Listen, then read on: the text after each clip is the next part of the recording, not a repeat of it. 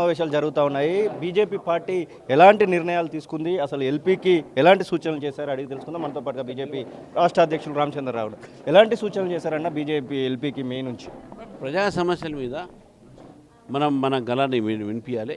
ఒకటి, ఈ 6 గ్యారంటీలు వైఫల్యం మీద మాట్లాడాలి, ప్రభుత్వం నిలబెట్టాలి, వారిని నిలబెట్టాలి. తర్వాత మనము ప్రజల పక్షాన నిలబడాలి, ప్రజల సమస్య మీద పోరాడాలి.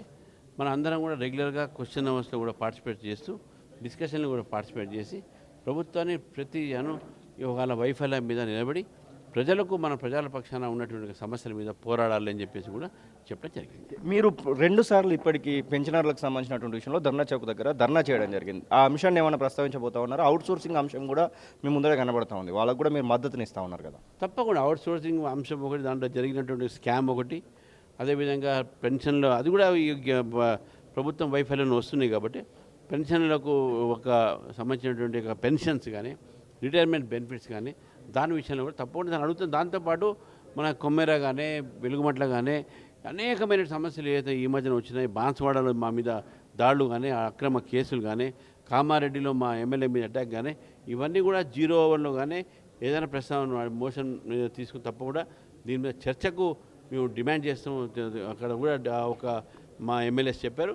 దాన్ని కూడా మనం ఈరోజు ఏదైతే నిన్న ఓన్లీ బడ్జెట్ కాబట్టి మన ప్రెసిడెంట్ స్పీచ్ కాబట్టి 20 తారీఖు బడ్జెట్ ఉంటుంది కాబట్టి దాని తర్వాత జరిగేటటువంటి ఒక సమస్య ఏదైతే ప్రొసీడింగ్స్ ఉంటాయో దాంట్లో ప్రజా సమస్య మీద బీజేపీ అసలు ఎంఐఎం వాళ్ళు ఆ వందే మాతరానికి సంబంధించినటువంటి అంశంలో బయటికి పోవడాన్ని మీరు ఖండిస్తూ ఉన్నారు. అసలు ఆ విషయంలో ఎలా ముందుకు పోదలుచుకున్నారు? మేము వాళ్ళకి ఏమో ఇంతకుముందు ఎప్పుడు చేయలే కదా, ఇప్పుడు ఏం చేస్తున్నారు ఈ మాట వీళ్ళు? వందే మాతరం అనేది భారతదేశంలో అనేక మందిని అది ప్రోత్సహించేసి ఈ యొక్క మన స్వాతంత్ర ఉద్యమంలో పాల్గొనేటట్టు చేసింది. మళ్ళీ వందే మాత్రం వ్యతిరేకంగా మాట్లాడాల్సిన అవసరం ఏముంది? చేయాల్సిన వాళ్ళకు మీరు పార్లమెంట్లోనో జరుగుతున్నప్పుడు మీ ఓత్ జరిగినప్పుడు జై ప్యాలెస్టైన్ అంటారు, ఇక్కడ వందే మాత్రం రారు. కాంగ్రెస్ పార్టీ వాళ్ళకి సపోర్ట్ చేస్తుంది. కాంగ్రెస్ పార్టీ దీని మీద యాక్షన్ తీసుకోవాలి. మేము ఏంటంటే ఈరోజు ఎంఐఎం ఎమ్మెల్యేలు చేసినటువంటి ఒక చర్య అవుతుందో అది దేశానికి వ్యతిరేక చర్యగా మేము భావిస్తున్నాం. ఎందుకంటే రాజ్యాంగమే మనకు జాతీయ గానాన్ని, జాతీయ ఒక యాంథమ్ని మనం సపోర్ట్ చేయాలి, దానికి కట్టుబడి ఉండాలని చెప్పి మన రాజ్యాంగం చెప్పినప్పుడు మీరు ఎందుకు దాని రాజ్యాంగం పాటించుకోరు? అది మా క్వశ్చన్.